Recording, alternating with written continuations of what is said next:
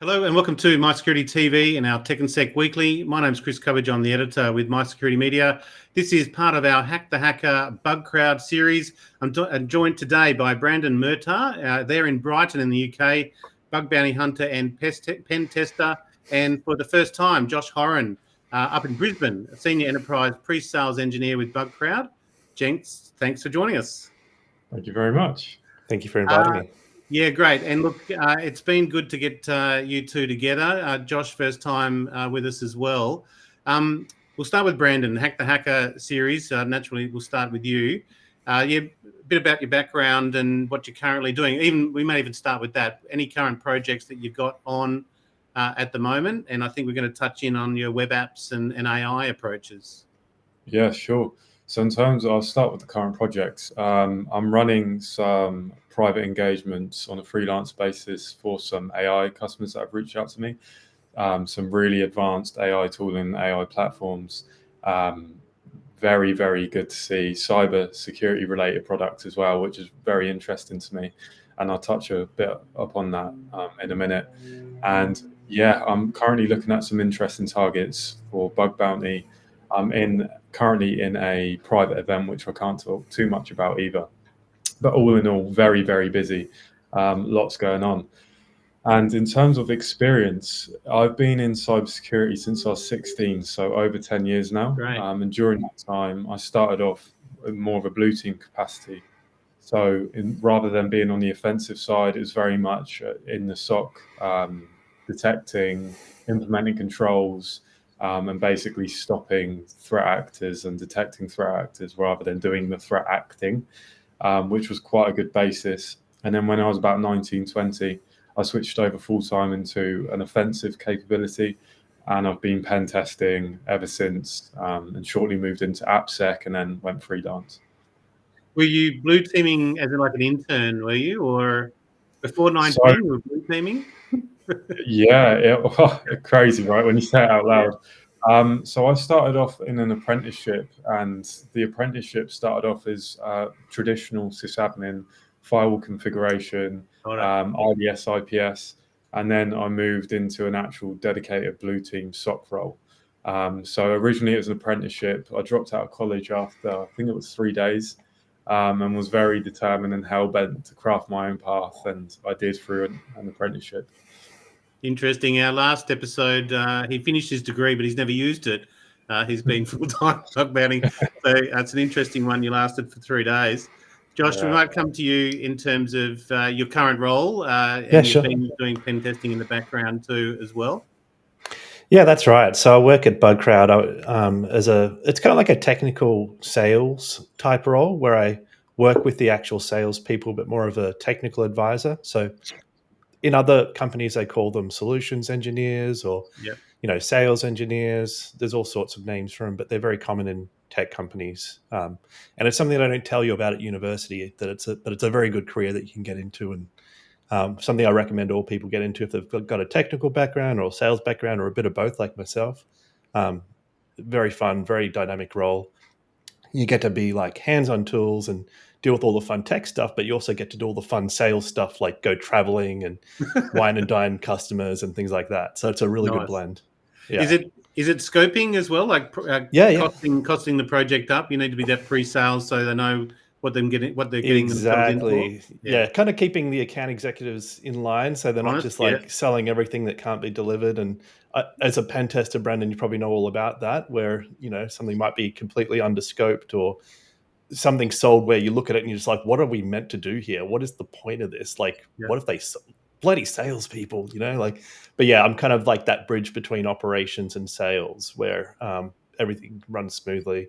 And I do that for all of APJ, so all throughout Australia, Asia Pacific, Japan, etc., etc. Yeah. Well, look, I think we've mentioned scope a couple of times, and just in pre-session, and it came up in the last episode. It's come up in a few episodes in terms of scope for bug bounties. I think it is one we'll touch on here. Brandyn, web apps and then AI aspects, and that'll maybe segue into the way that the scope is developed, because one of the messages from previous episodes is clients shouldn't necessarily restrict the scope, particularly around our AI, because it's so broad and used so broadly. Just your general observations on what you are doing, your bug bounties on the Bug Bounty platform, and then sort of how you find the scope is either limiting or restricting what you could find. Yeah, I think if you look at bug bounty now holistically, you have companies which run their own private programs. You have obviously programs on platforms.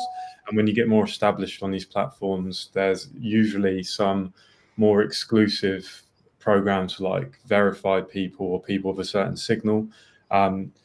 Overall, there is a lot of scope to look at. There's tons of scope to look at in every sector, in using any technology stack. There's a lot.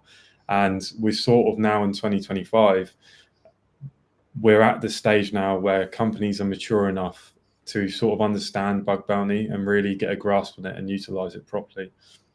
What I will say is, in terms of scope, if you are a company thinking about adding more things in scope or how the scoping works, it's a bit of an art, really, because from a hacker's perspective, I completely understand you want everything in scope. You want to be able to look at everything.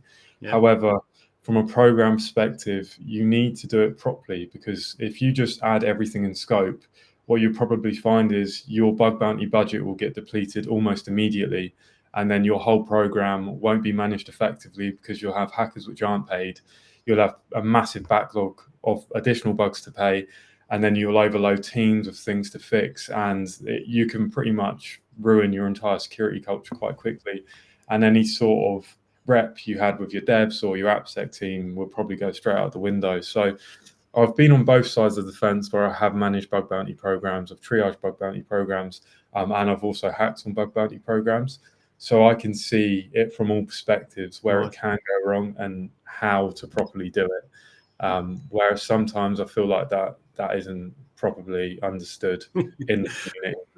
Well, you are, in hindsight, they are the hackers telling us that the scopes are too limited, so they're not making enough money. But I know Nick McKenzie, his saying is crawl, walk, and then run.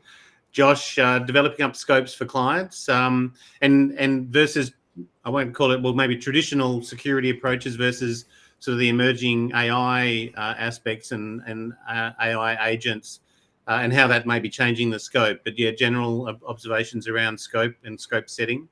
Yeah, well, there's a thing that we call that we have in the industry called crowd fear, which is still pretty prevalent in a lot of different regions. Australia is getting a lot more mature. New Zealand's probably a little bit more behind, just a few years, but there's certain countries in Southeast Asia that are well ahead of the 8 ball, and they're all about bug bounty, and it's even part of their like policy making and things like that, where you have to do pen testing or you can have a bug bounty, which is really cool. But crowd fear is a thing. So sometimes when, especially large enterprises like banks and telcos, they start a bug bounty, they definitely want to go with that crawl, walk, run approach, which you mentioned there. Sometimes they just spend a lot of time in the crawl phase, which is understandable because it's not just the program manager. There's a lot of different stakeholders involved with the bug bounty on the interior of that organization. Like Brandon mentioned, there's a lot of different people with hands on things, and there's developers, like the teams that are doing the remediation. They have SLAs to fix the bugs when they come through on the back end. So there's a lot of pressure on everyone. So it's not a matter of, I guess, are you going to get results? It's more about how fast are you able to handle the results, and we don't want to overload you.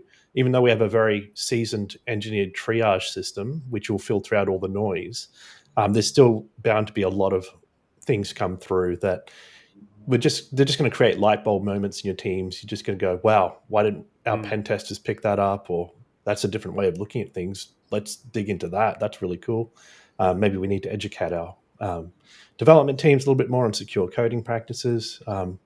But so I think there is that sort of, I guess they're a bit risk averse in some cases. That's why they don't want to open up the scope. The other thing I would say is maybe it's just there could be a miscommunication in terms of scope. So if we look at an individual program, it's sometimes a little bit tricky to define exactly what should be in scope, because things aren't just sitting on a domain anymore. Like here's your URL, here's your scope. There's microservices, there's APIs, there's LLMs, there's all sorts of stuff that's in scope. And sometimes the researchers are looking at the brief and they're just like, this is kind of confusing. Like, I'm just going to try to be careful and not touch this thing because it's not explicitly laid out in the brief. And to me, that's just a communication or feedback issue that I think maybe we need to get faster feedback from the researchers so we can bring that back to the customers straight away and say, hey, look, let's clarify this quickly on the brief. The program's been running for a couple of days, but the researchers are a bit confused. Yeah. That's why you're not seeing as much activity as we thought you'd see, like, because there could just be a roadblock there where they're just a little bit hesitant to hack something because they don't understand the scope. So I think it's the two things. There's that prevalent crowd fear that still sits in some people's hearts within organizations, that usually the ones that are in the sort of compliance teams and GRC teams and things like that. And then you've got the just they've never run a bug bounty before and they don't quite understand how to articulate their scope properly, which we try to help them at Bugcrowd to do. But you never know till you've launched the program. And you start to, it's kind of like trial and error. It's a living, breathing program. It's not set and forget. So we will adjust and iterate along the way. Yeah. Is scope set differently between the AI vulnerability assessments versus traditional pen testing and the like? Is it worlds apart, or is it quite similar in terms of the approaches? Well, I guess we could look at like the vulnerability rating taxonomy, which is what it's kind of like the go-to document for our triage teams and researchers, so they effectively know what they're going to kind of get paid. Like, what's a P1, what's a P2, what's a P3. So we've had to add in a lot of AI types of vulnerabilities into that taxonomy so that we could, when these bugs are found in AI products, we can actually pay the researcher to the right degree. But there is a lot of overlap as well. So something like, for example, sensitive data exposure, that's going to be the same on a web app as it is on an AI chatbot. And there might even be overlap there in terms of being able to get like a cross-site scripting through the chatbot, which is technically like a web vulnerability, but it's about the implementation with the chatbot. So it's rated on outcome, really, or the impact and the effect, outcome. Yeah. Exactly. So we didn't have to go and add a whole bunch of things into the VIT because it's already covered by a lot of web stuff. But there's certainly things like prompt injection and things that are very specific to LLMs. And we've had to sort of refine that further over time because originally it was just kind of like, prompt injection P1. It's like, well, really? I mean, not all prompt injections are created equal. Like, maybe we need some nuance in that. And what can you do with the prompt injection? Like, what's the actual impact? Do you get it to pretend to be Arnold Schwarzenegger, or can you actually pull a whole customer's database, right? Nice. So, yeah. Well, one thing, Brandyn, how have you adapted to the AI? You've obviously been, again, we came back from your early years at 16 or thereabouts. How have you adapted to the AI aspect? It's just a continual process of learning. Did you start with sort of AI applications around the web apps as a sort of first port of call? And are you sort of broadening out in terms of what you're seeing and learning? Yeah. So for me, it originally started with using AI for basic tool development and helping me script up some things and reduce the overhead. And then I slowly started seeing it on some targets and in some scope. And I was a bit like, nah, just skirting away from it and sticking to what I know. And then one event I really went after it. I collabed with my friend Rezo, and we absolutely obliterated this chatbot and made quite a substantial amount of money from it. And then after that, I realized, okay, this is interesting because, and to touch upon your earlier point, Josh, about the impact, what I like about chatbots, and not just chatbots, but AI integrations in general, is that there's almost like a gold rush to implement this functionality to give the user a better experience, or to increase productivity, or add a few extra figures onto your company balance sheet and things like that. And when it comes to actual implementation of these things, what you have to remember is that developers are working with existing infrastructure, existing APIs, existing applications, which weren't originally, or might not have been, designed to work in a way with a chatbot. So what we're seeing on the ground is these functionalities being retrofitted in a way to try and like pack all this functionality in. And it's quite nice because not only do you have your unique vulnerabilities to LLMs and AIs, you also have an entire new scope to look at for traditional web-based vectors. So as Josh said, you still get your XSS, you still get your broken access controls, you still get your PII leaks, you still get all of these things, but you're interacting with it in a very different way. It's just a different way to access the scope, which is quite nice, or in some instances anyway. So from my perspective, it's been a nice change to learn something a bit different. And it's just kept me learning, really. And the approaches that you take, most of it is open source. How are you going about your research, and how readily available is that? Yeah, there's a ton of research out there. Like there's so many blog posts out there, and the thing is, there's so much research coming out and so much content coming out that it can be slightly overwhelming. But for example, Hacker Prompt is a platform which can be very good to learn the basics of prompting, learn the basics of prompt hacking, and sort of get a feel for it. And Portswigger, Burp Suite, their labs also have a set of labs. And what I like about them both is Portswigger focuses more on the sort of excessive agency of a bot, where they focus on more of the tool calls that an LLM or AI might have available to it and how you can use those tool calls to exploit traditional vulnerabilities. Whereas Hacker Prompts looks more at actual prompt injection and, say, getting a bot to say something or bypassing the guardrail. So if you're looking to get hands-on, you've sort of got two different sets of labs with two flavors, which you would encounter on a real target. Nice. Josh, informing or educating the clients on this aspect of particularly difference between sort of DevOps versus deployment. And as Brandon pointed out, enterprises are very, very rapidly deploying this, and whether they're fully testing it before it goes out. How are you finding it from the client side? Are they informed, aware, or it's as we said, the gold rush is on? Yeah, exactly. Like first they want to get the product out there because, like Brendan said, it's a cool, shiny thing. It's AI. All their, shareholders will be excited about it, etc. But there has been, luckily, a lot of education about AI, and there is a lot of, I wouldn't say fear, but like caution surrounding AI and just giving all your data to AI. So people within these enterprises are aware of that. And the ones that I've encountered, at least, are very switched on in wanting to be proactive about that and get that checked by someone, like at Bugcrowd, or like put it in a bounty, like a private engagement or something, just to have that reassurance that they can also give to their customers. Because you got to remember, it's the end customer that's going to be impacted if this bot goes rogue and starts spitting out sensitive information and things like that. So they need to have that attestation that they can tell their customers, hey, we've rigorously tested that. And, as we start to sort of develop it further, we want to do more testing and we want to make sure that it is safe. So it comes back to that AI safety thing. And look, it's kind of, the good thing is the engineers I've spoken to as well that are developing this stuff, they know there's going to be holes in it. And they're very happy to work with, like Bugcrowd, for example. I'm at Bugcrowd, so that's my experience. But they're very happy to work with us because they like collaborating with our hackers, and it's like a collaborative approach.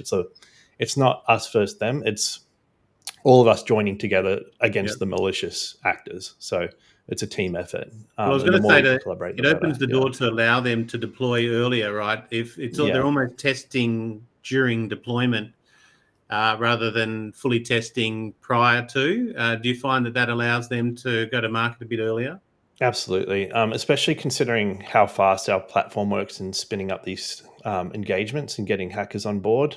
Going to a traditional consultancy, it's going to take weeks to sort of scope, plan, schedule, and do all that stuff. But we can get things going very fast. So if they have a window where they're going live, and this happens all the time, we've got this new product of so-and-so 2.0 or whatever, and it's got to go live on this date. Can you help us? And it's like, yes, we actually can.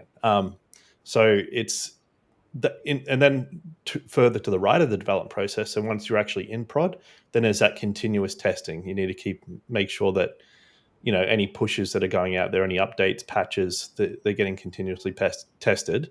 And that's where the continuous bug bounty model comes in, rather than sort of a standalone time box engagement, which is our bread and butter here at Bugcrowd. Well, it's also the responsiveness of the crowd versus that. So a new client comes on, or a new client. Brandyn, how responsive do you find that you are, or are you fully engaged, or are you working directly with clients on the platform as well? Or the other one was potentially industry. Are you focused on certain industry? Yeah, I think honestly that massively varies for me. But there's a lot of, as Josh touched upon, private invites which go out for certain researchers. You get some pen tests that go out. It does massively depend. All in all, I think that I'd say every 2 months, I try and look at a different program. I try and spend a long time on a program to adapt to my style of hacking, which we can talk about a bit later on. But that gives me enough time to settle in, really get into the weeds of things, and start to piece together their unique threat model. But other than that, I think if you look at all the targets I've approached historically, I lean quite a lot towards fintech. For some reason, not sure why, it sort of just naturally happened. I've had some really nice bugs on some fintech programs as well. But all in all, I would say I definitely go through phases, that's for sure, depending on the opportunity that comes up, because there can be a lot, and also the sector the program operates in, and also, as we touched on earlier, the scope is massive as well. Sometimes you look at a program as a hacker and you think, that scope just isn't for me. It will be for someone else, but it's just not for me. What is your style? How would you describe a style? So I spoke about this historically on some bug bounty podcasts and blogged about it a little bit. But I take a somewhat unique approach in the sense that when I approach a target, I holistically threat model. And what I mean by that is when I start looking around on the target, getting familiar with it, I will note down every single possible attack vector that I think would be feasible based on the functionality that the target has and the stack or the deployment the target uses. And what this allows me to do, this allows me to gather a lot of data and a lot of notes to come back to. I'm a note guy. If I don't write something down, it might as well not exist if this doesn't happen. And that's very much adapted to my style and sort of my learning style as well, actually. And when you're with bug bounty as well, which is different to pen testing, is with pen testing you report every single vulnerability, regardless of its impact. With bug bounty, you are paid for impact, not just vulnerability. So when I'm going through this process, I take notes of things called gadgets. And a gadget is a piece of behavior which is interesting, but in itself, it isn't a vulnerability. So say, for example, if a password reset flow was a bit quirky and didn't work how I expected it to work, or wasn't a standard deployment, I'd note that down as a gadget, because in a wider attack chain, when combined with 3 or 4 other gadgets, it might become an impactful bug. And that's what I really enjoy about the note taking, is when I do spend 2, 3, 4 months on a target, sometimes I have an entire list of like, oh, okay, I need an ID to do that. Oh, I found an ID on their development portal, or I found a way to get an ID on their development portal. And it basically gives me this massive way to piece together all of these interesting pieces of functionality into full attack chains. Well, it sounds like I was going to say the cyber kill chain, really, at the end of the day, in terms of that reconnaissance, and then deploying that as well, and then moving laterally. Josh, your thoughts there? Yeah, Brandyn, a question for you. How much do you sort of use AI in this process? Like, have you found that, ChatGPT, like all that note taking you mentioned, I'm sure it would make a lot of sense to pump that all into a chatbot and go, what do you think? Yeah, absolutely. It's interesting you say that, because recently on Critical Thinking, it's a bug bounty podcast which I'm involved with. Yeah. This actually came up, and I'm in the process of trialing this out with different prompts. So I'm going through the process right now with different models and different prompts, and understanding what I can get from different prompts. Because at the end of the day, I have this data, but it's all about the prompts you feed it, right? So it's starting to become part of my workflow. And really, I'm trying to use it to beef out some additional attack vectors and additional ideas which I might have missed or might not have considered, and trying to get the LLM to like do research based on some of the behaviors or some of the technology. So that's a work in progress. I'll update you on that in a couple of months. But as of That's right really now, cool. under development. Well, that could be a product in its own right? If you can deploy that on the customer's side. And I take it you're still applying your blue team mindset as you go through and understanding it from their perspective. Yeah, absolutely. When I work with bug bounty programs, I try and be very understanding and give all the information and tailor it to their threat model and use language that they'd understand, their terminology, give proof of concept videos. I really try and alleviate any questions or unknowns when I report a bug, because I know how useful and how easy it can be from the other side when you do have all the information and you can just triage it quickly and pass it on. So it does help, and the blue team experience as well does give me some different insights, I think, when approaching different targets, which is really good. And that's something which is good about bug bounty, actually, is that you have a crowd, you have all these different hunters with different skill sets, different backgrounds, some specialize in different threat models, whether that be industry specific, whether that be technology specific. And as a customer of a bug bounty program, you really get to capitalize on that, because you do 9 times out of 10 have a specialist looking at whatever it is you're using, and they can really dig deep and get into your threat model.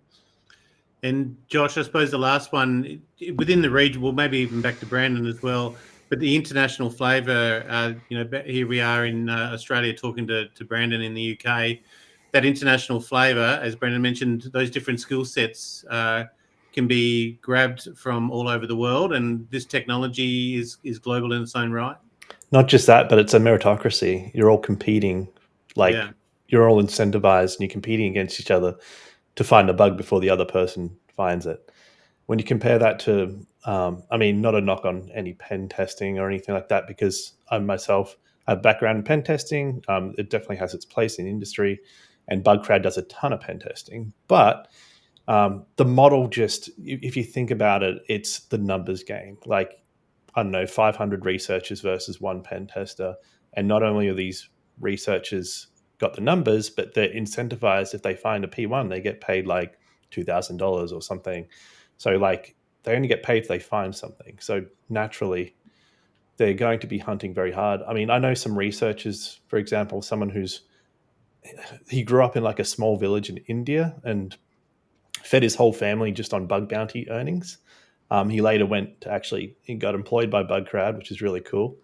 And doing like pen testing at Bugcrowd. But I thought that was a really cool story. Like, there's just talent everywhere. As long as you got a laptop, you can learn this stuff. You don't need to go to university. It's so much information on the internet. You can just self-learn, and spend a year doing it, and then you can get a good career out of it. And Brandon's making money, not even having to have a boss. Like, he's just making money at bug bounty. So that's really cool. Evidence of that himself. Brandon, you did start, maybe we can finish off, you're doing a security project at the moment. What can you tell us about that and anything new? My last assignment was looking at agent AI within SOCs and zero trust environments, and the scenario of agent AI spinning up other agent AIs. Is that the domain that you're in? Yeah, what's interesting is that when you start to look at these more advanced deployments and newer sort of what's the right terminology? Multi-agent, but generally newer sort of deployments and newer threat models, it's interesting because a lot of this information on how to attack it is refined to a very small number of people that have attacked it. And that's not anyone's fault. That's literally just because there's not many of those deployments are accessible for people. Exactly, it is so new.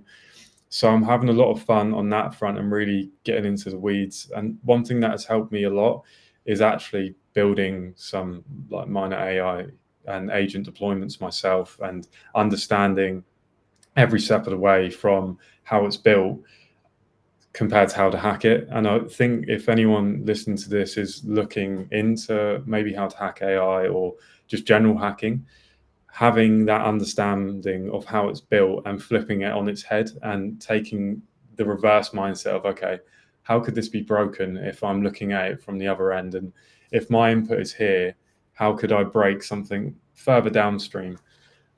So it is very interesting. I can't talk much about the projects I'm on, unfortunately, because it's still ongoing.